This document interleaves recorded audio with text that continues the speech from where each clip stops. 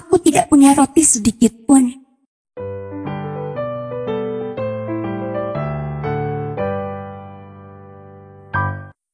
Halo adik-adik semuanya. Cerita Alkitab anak-anak hari ini berjudul Janda di Sarfat. Ayat hafalan cerita Alkitab anak-anak kali ini terdapat di dalam 1 Petrus 5 ayat 10. Mari kita baca ayat hafalannya bersama-sama ya. Dan Allah, sumber segala kasih karunia, akan melengkapi, meneguhkan, menguatkan, dan mengokohkan kamu. Budi merasa lapar. Keluarganya juga merasa lapar karena mereka tidak makan selama 3 hari. Ayahnya pergi mencoba mencari sesuatu untuk dimakan. Tapi dia kembali tanpa membawa apapun.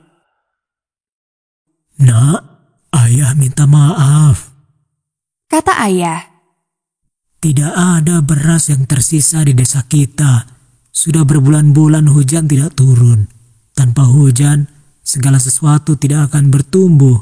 Kita mungkin tidak akan memiliki makanan untuk waktu yang sangat lama.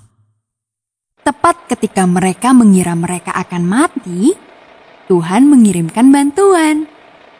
Sebuah truk dengan tanda bertuliskan Adra datang ke desa mereka. Beras, beras! Seru sopir truk memanggil orang-orang di desa. Mari, setiap keluarga boleh mendapatkan 1 karung beras.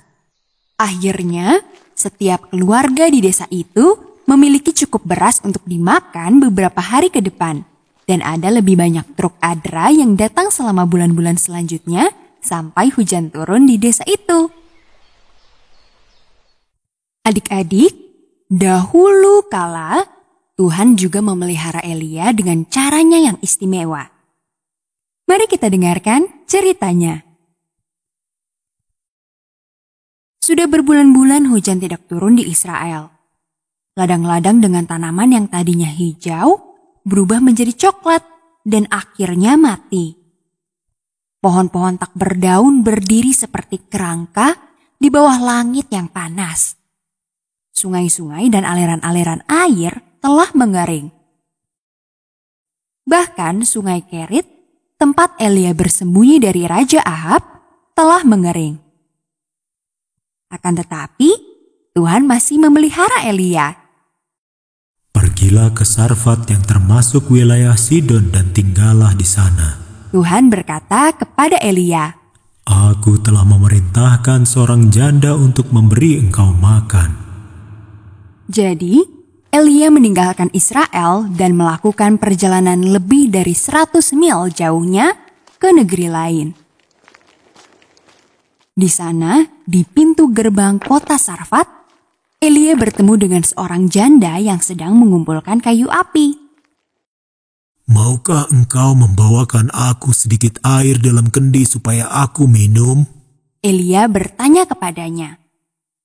Dan maukah engkau membawakan aku sepotong roti?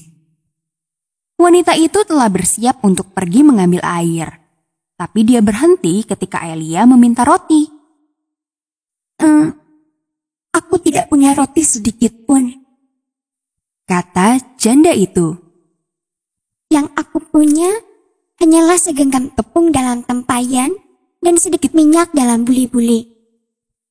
Sekarang aku sedang mengumpulkan 2-3 potong kayu bakar supaya aku bisa mengolah roti untuk aku dan anakku. Setelah kami memakannya, kami akan mati. Janganlah engkau takut. Kata Elia. Pulanglah, buatkan aku sepotong roti bundar kecil terlebih dahulu, dan bawalah kepadaku. Lalu barulah engkau membuat sesuatu untuk dirimu dan anakmu. Karena Tuhan Allah Israel berfirman, minyak dan tepung itu tidak akan habis sampai pada waktu Tuhan menurunkan hujan ke bumi. Adik-adik, wanita ini bukanlah orang Israel, tetapi dia percaya kepada Tuhan dan beriman kepadanya. Dia memutuskan untuk percaya Tuhan akan memenuhi kebutuhannya. Tahukah adik-adik, apa yang dikatakan Nabi Elia benar-benar terjadi? Setelah hari ketika janda itu membuatkan roti untuk Elia, setiap kali dia akan mengolah roti untuk dimakan, tepung dan minyaknya selalu cukup untuk dia gunakan. Tepung dalam tempayannya tidak habis, dan minyak dalam buli-bulinya tidak berkurang. Keajaiban Tuhan bekerja untuk menyelamatkan Elia dan nyawa janda serta putranya itu. Beberapa waktu kemudian, putra janda ini jatuh sakit dan meninggal. Pikiran pertama yang muncul dalam benak janda ini adalah bahwa Tuhan sedang menghukumnya. Apakah maksudmu datang kemari ya abdi Allah? Dia berseru dalam kesedihannya. Apakah kamu datang untuk mengingatkanku akan dosaku dan menyebabkan anakku mati? Tentu saja, Tuhan tidak menyebabkan anak laki-laki itu meninggal. Kasih karunia Tuhan membawa karunia kehidupan. Kasih karunia Tuhan telah menjaga mereka bertiga dari kematian selama masa kekeringan dan kelaparan terjadi. Elia tinggal di kamar atas rumah janda itu. Dia membawa anak laki-laki itu naik ke kamarnya di atas, membaringkan anak itu di tempat tidurnya, dan berseru kepada Tuhan. Ya Tuhan Allahku, pulangkanlah kiranya nyawa anak ini ke dalam tubuhnya. Wah, Tuhan dengan cepat menjawab doa Elia. Seketika, anak itu hidup kembali. Adik-adik yang dikasihi Tuhan, Tuhan juga peduli dengan masalah dalam hidup adik-adik.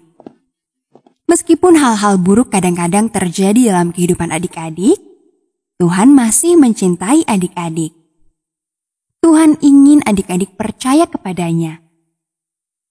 Tuhan akan memenuhi kebutuhan adik-adik. Sama seperti Tuhan telah memelihara Elia dan janda Sarfat itu.